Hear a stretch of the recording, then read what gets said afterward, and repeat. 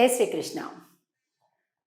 ఆండాల్ తిరువడిగళే శరణం. తిరుప్పావై మొత్తం 30 పాసురాలు అయితే దాన్ని గనుక మనం 3 భాగాలుగా విభజిస్తే 20 పాసురాలను ముగించుకున్నాం. అంటే 2 భాగాలు పూర్తయ్యాయి.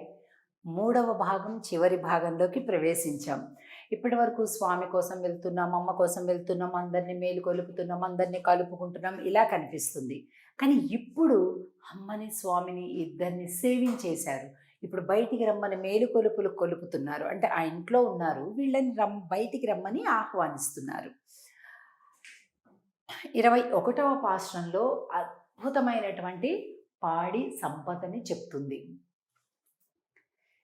ஏத்தக்கலங்கள் எதிர் பொங்கி மீதளிப்பா மாத்தாதே பால் சொரியும் வள்ளல் பெரும் பசுக்கள் ஆத்தப்படைத்தான் மகனே அறிவுராய் ஊத்தமுடையாய் பெரியாய் உலகினில் தோத்தமாய் நின்ற சிடரே துயிலெஜாய் மாத்தாருனக்கு ஒலித்தலைந்து உன் வாசர்கண் ஆத்தாது வந்து உன் அடிப்பணியுமா போலே போத்தியாம் வந்தோம் புகழ்ந்து ఏలోరెంబావాయ్.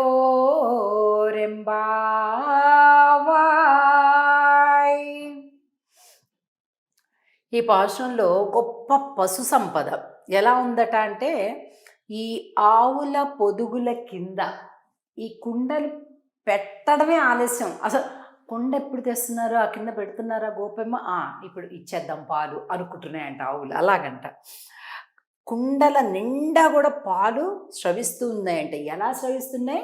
ఎంత అందమైన శబ్దం అంటే, ఎదిరు పొంగి మీదళిప్ప మాతాదే ఆగకుండా పాల్ సురియం వళ్ళల్ పెరుంబసుక్కల్ ఉదారములైన పెద్ద పెద్ద గోమాతలంట. ఇక్కడ ఎలా ఉంది? ఎదురు పొంగి మీద లిప్ప అంటే మనకి అసలు ఊహకు కూడా అందదండి. కుండ ఇలా పెడితే పైనుంచి ఇట్లా పెద్ద ధారగా పాలు పడుతుంటే, కానీ అలా చూస్తుంటే పైపైకి ఇట్లా పొంగి పొంగి పొంగి వస్తున్నాయంట. మనం కనుక ఎప్పుడైనా చూడండి, ఒక బకెట్ కింద పెడతాము, పైనుంచి ట్యాప్ ఆన్ చేస్తే పంపు అది బాగా ఫోర్స్గా వచ్చిందనుకోండి, ఇట్లా వచ్చేసి మళ్ళీ తన్నుకుంటూ కింద నుంచి పైకి ఎగిరిసి పడుతుంటాయి చూసారా, అట్లా పాలు వస్తున్నాయంట. అసలు మన ఊహకి అందుతుందా మనకంటే? అస్సలు అందదు.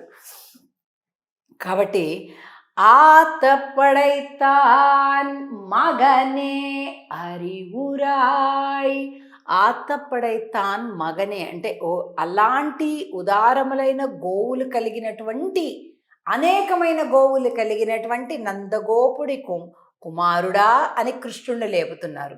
అంటే ఆవులు అంటే ఏంటి? వేదాంగాలు అని అర్థం. గోమాత అంటేనే వేదము, వాక్కు, రకరకాలైన అర్థాలు ఉన్నాయండి. గోమాత అంటే కేవలం ఆవు అని మాత్రమే కాదు. నేను ఒక గోమాతకి హారతి ఇచ్చే ఒక పాటను రాశాను అదివరకు.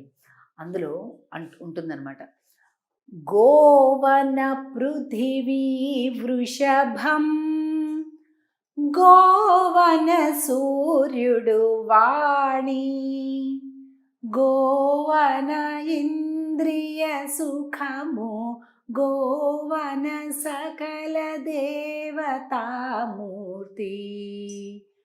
గోలక్ష్మీ దేవి అమ్మ గోలక్ష్మీ దేవి అమ్మలగన్న అమ్మ అమ్మలకన్న అమ్మ కామధేను నీవమ్మ అమ్మ గోలక్ష్మీ దేవి.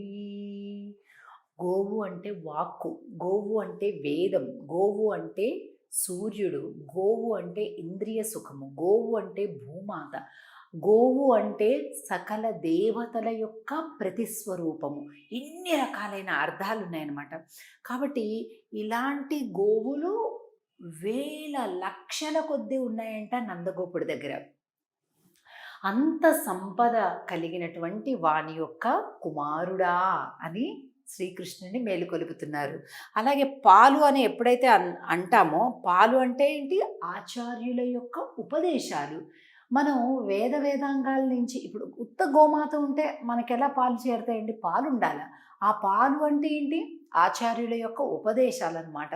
చక్కగా వేద అరణ్యాలలో సంచరించి చాలా కఠినమైనటువంటి శాస్త్ర అర్థాలన్నింటినీ కూడా వారు స్వీకరించి దానిని చాలా చాలా సులభమైనటువంటి భాషలో మనకిస్తుంటారు. అదనమాట. అలాగే పాత్రలు అంటే కింద పట్టేటటువంటి కుండలు, పాత్రలు దేనికి ప్రతీకలు అంటే జ్ఞానాన్ని కోరుకునేటటువంటి శిష్యులకి ప్రతీకలు అన్నమాట. అలాగే ఔదార్యము కలిగినటువంటి గోమాతలు అంటే శిష్యులకి ఏదైనా చెప్పాలి చెయ్యాలి అనేటటువంటి ఒక ఆతృత కలిగినటువంటి ఆచార్యులట. ఇలాగా వీటన్నింటినీ కూడా చెప్తూ ఇలాంటి నీకు మంగళం పాడటానికి వచ్చాము అని.